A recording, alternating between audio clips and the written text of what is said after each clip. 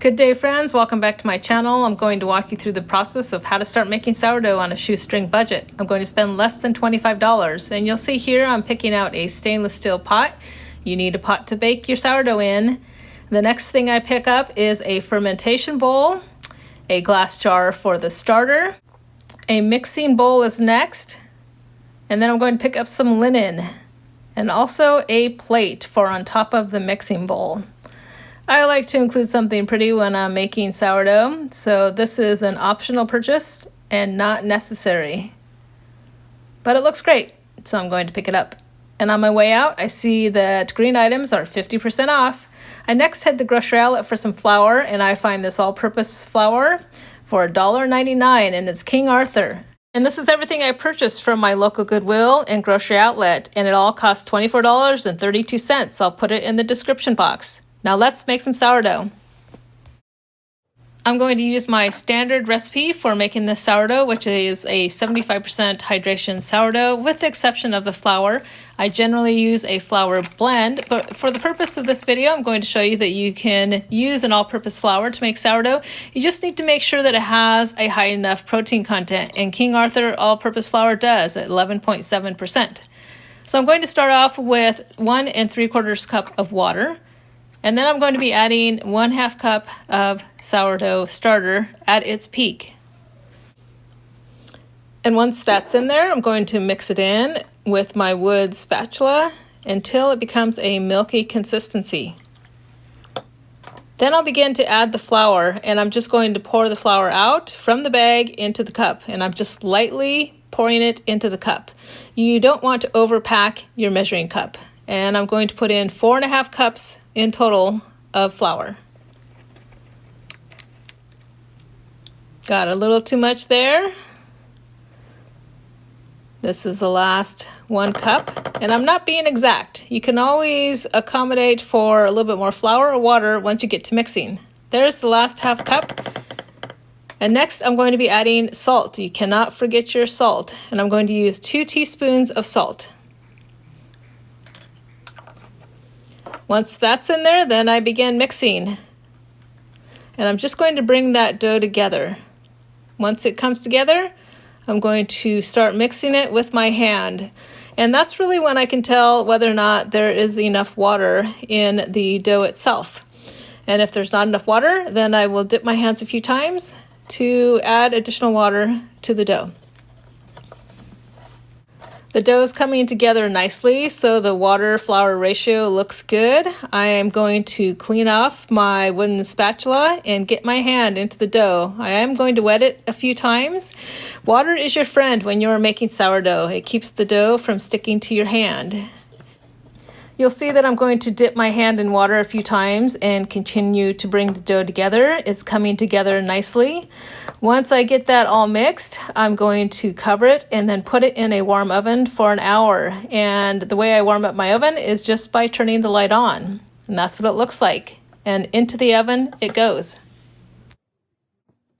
I am now pulling the dough out of the oven after an hour, and I'm going to do a full set of stretch and folds. The dough is now well hydrated, and this is where you start to build the gluten structure in the dough. And I generally do 3 to 4 sets of stretch and folds. And after I do the stretch and fold, I just turn the dough on itself a few times. And then I will place it back in the oven for another 30 minutes.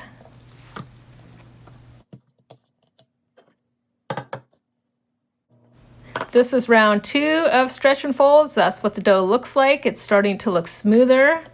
I'm going to do a full set of stretch and folds. You can see the dough's more elastic, and it's already started fermentation as it has bulked up a little bit. So I'm going to turn it on itself again a few times and then back in the oven for another 30 minutes. This is round 3 of stretch and folds. That's what the dough looks like. I'm going to do a full set of stretch and folds, and you'll see again that the dough is pretty elastic. It's getting smoother.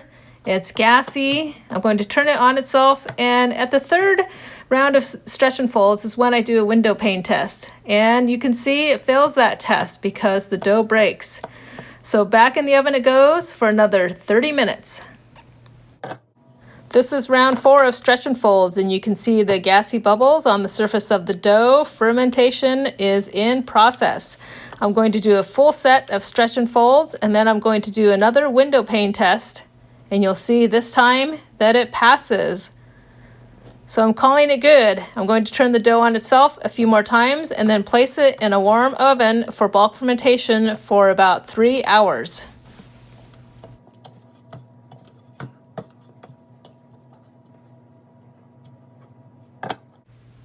This is what the dough looks like after bulk fermentation. You can see that the dough has doubled in size. It looks great. I am going to sprinkle the counter with some flour and then turn the dough out. And I'm not going to use a bowl scraper or anything. I'm just going to turn the bowl over and let the dough fall out. And how do you know that you have bulk fermented your dough long enough? It comes out of the bowl clean. And I'd say that's pretty clean. And now I'm going to just do some basic shaping of the dough. I'm going to do a letter fold, and then I'm going to roll it. And you'll see me doing that there. And then I'm just going to bring it together into a bowl shape. And there's lots of videos you can watch where people do all kinds of fancy shaping of the dough, pre-shaping and final shaping. And I think this video will show you that you don't have to do anything fancy. You do need to build some tension on the dough, but you do not have to do anything fancy. So I'm actually going to build tension when I put it in the bowl and not on the counter. You can use a bench scraper or your hands to continue to bring the bowl together and build that tension. But I'm going to do it in the fermentation bowl. I'm now going to flip the dough over and do another letter fold and then a caddy clasp. And that is new for me. I don't do it very well the first time, as you can see there. When I put it in the bowl, the seam does not close, but that's okay. I can close the seam when it's in the bowl and I will build tension that way. So you'll see me just pulling the sides up and bringing them to the center. I'm going to do that once, and then I'm going to let the dough rest for 15 minutes and come back and do it again. After 15 minutes, this is what the dough looks like. I'm once again going to bring the two sides in and bring it together and make sure that that seam is closed and pop a few of those fermentation bubbles. Once the seam is closed, I'm going to add some flour to the surface of the dough just to ensure that the linen does not stick. You do not want any stickage. Once that's done, I'm going to cover the dough with the linen and place it in the fridge for 2 hours. This is what the dough looks like after 2 hours in the refrigerator. It has continued to rise. I'm going to place it on a piece of parchment paper. I always bake my sourdough on parchment paper. And let's see what that looks like. The dough looks great. So now I'm going to just add some additional flour to the surface of the dough. I always do that just to enhance the scoring. I'm going to do a very basic score just with a paring knife. You could use any knife, just need to be sure that it's sharp. And I just did 2 slashes going across the top.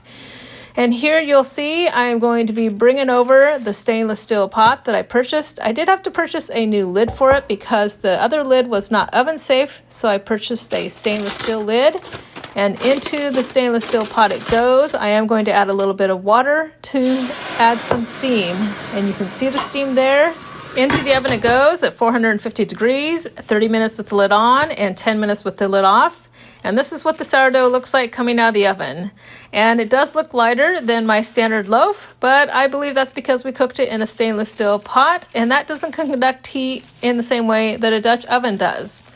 So it is lighter, but it is fully cooked. And as we're going to see in just a moment, it is a beautiful sourdough. And yes, I'm cutting into the sourdough before it's fully cooled. I let it cool for about an hour, and that's okay.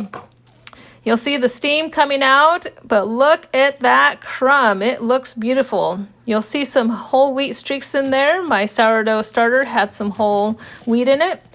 And I'm going to slice a few pieces so we can take another look at the crumb. And look at that. It looks beautiful.